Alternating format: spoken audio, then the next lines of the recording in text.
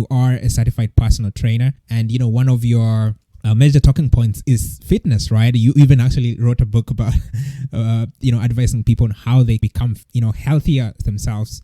So I want to ask you this: why organic fitness? Because if you go, for example, in any social media app, let's say Instagram, TikTok, you'll find someone talking about fitness, and it's very rare you find someone talking specifically about organic and what organic can do to your fitness. So what made you point out and stress on the importance of organic fitness?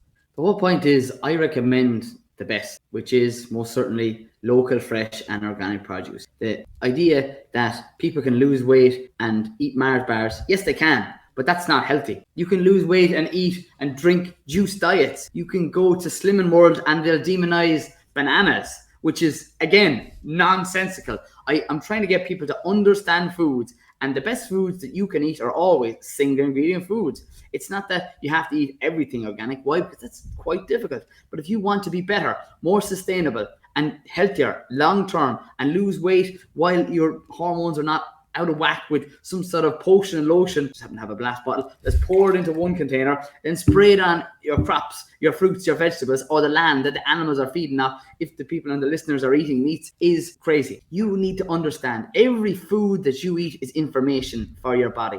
Okay, and it sends signals then to the likes of everything it goes to: the muscles, the heart, the brain, the hair, your ears, the tops of your toes, all the way to the tops of your hair.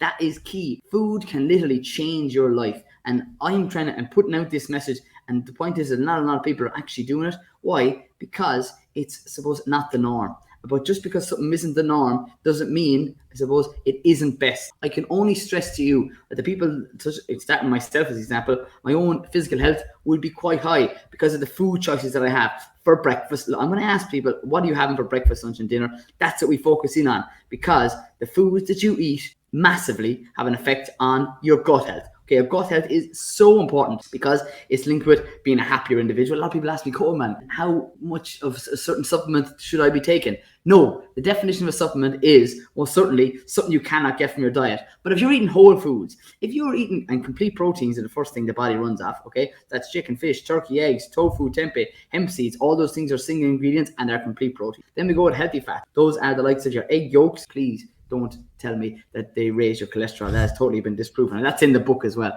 And the point after that will be either extra virgin olive oil, organically and sourced from one main farm, would typically what I recommend because of its high omega-3 content and its ability to reduce insulin resistance. The next thing I would recommend is coconut oil, even butter. The whole thoughts of those things that are beneficial, they're essential for your body. Fats are essential, and nuts and seeds are also important too. Then we have carbohydrates. They are often demonized, but if you're getting it from the right sources, because the likes of donuts, chips, crackers, chocolates, you name it, alcohol, those are 5 processed foods that I don't recommend to people. Some people will certainly have them in their diet, but you want to be having more complex carbohydrates: brown rice, brown pasta, and brown bread. And even better again, sourdough bread would be something I would recommend to people for your beneficial gut bacteria, because it's fermented. All these things naturally improve your gut health, which 70% of your immune system is located there. That's something that needs to be majorly stressed at this moment in time, because we're coming into winter and we